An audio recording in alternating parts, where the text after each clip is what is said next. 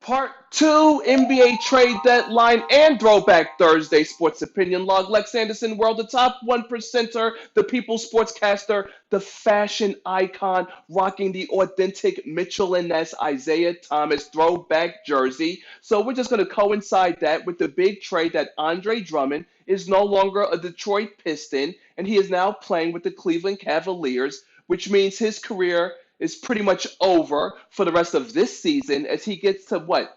Team up with Tristan Thompson and Kevin Love? What is this going to be? The below 500 Towers? Dead last in the Eastern Conference Cleveland Cavaliers. Oh, how the mighty have fallen. Of course, you've entered the sports opinion log here in LexAnderson World. And if you're down with all things NBA, East or Western Conference, make sure you're liking this video, dropping a comment below. What do you think about the trades? Are you disappointed?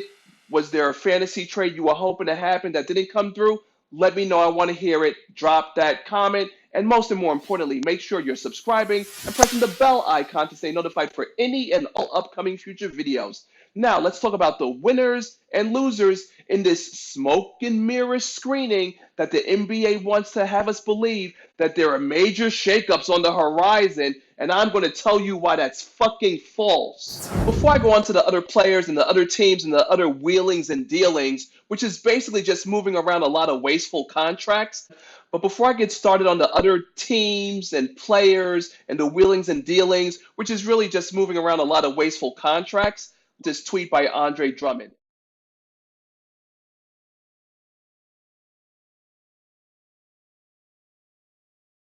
Boo hoo hoo, a cryy whiny millionaire crying that he's been traded because his Negro ass is property of white master who did as he saw fit and moved him out of town.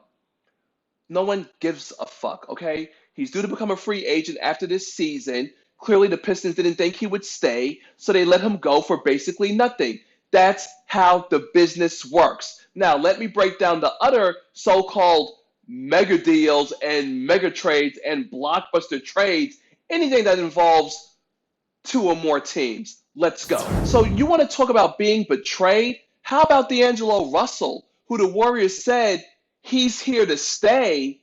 We can't wait to see him play with Steph and Klay Thompson, who gets shuttled out to the Minnesota Timberwolves, and now Wiggins is a Warrior, which makes no sense, but whatever. It must be a contract move, or obviously management wants to keep the Splash Brothers intact, but look at that.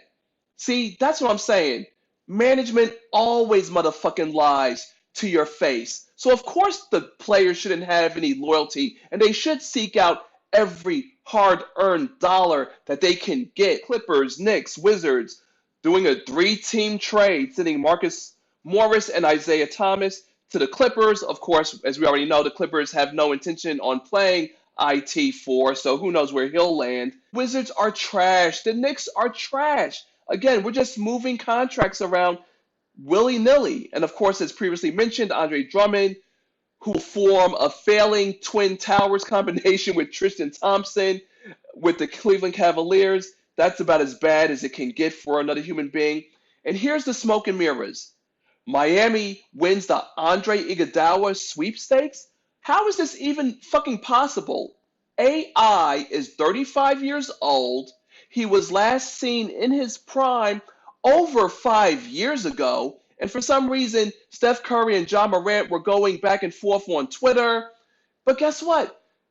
Iguodala isn't the puzzle piece to an NBA championship.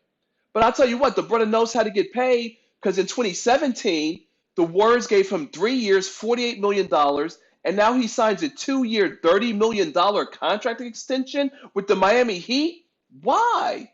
What's he going to provide? The spark or the firepower that's going to make them a legit NBA championship contender? Possibly. You know why?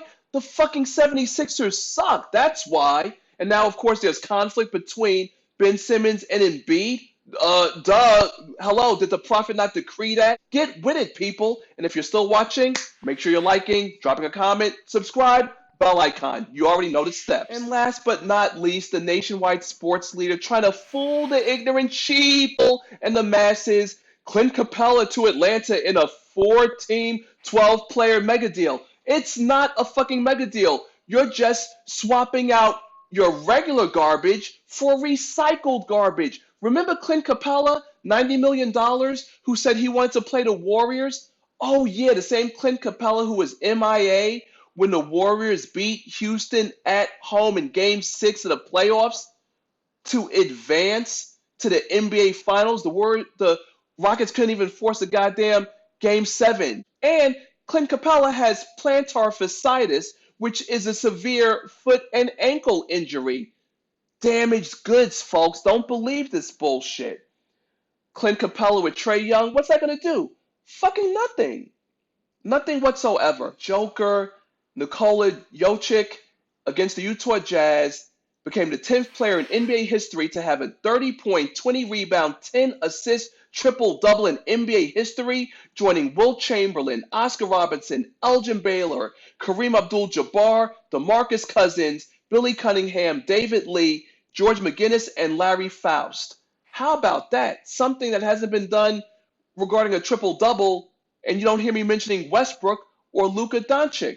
That, folks, is what I call amazing. So salutes to you, Joker, for that historic triple-double that you had in a victory against the Utah Jazz. The NBA has 30 teams. Only 8 teams in the West are above 500, and only 6 in the putrid, pathetic East are above 500, which means out of 30 teams, 14 teams are trash. Each team is valued at over $1 billion.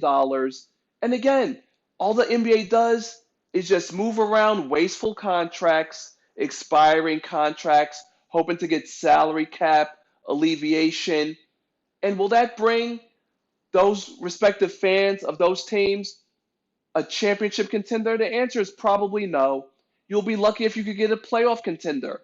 If you're a Knicks fan, you shouldn't be looking forward to much of anything. Sports Opinion Log, Lex Anderson, doing what I do best, signing out.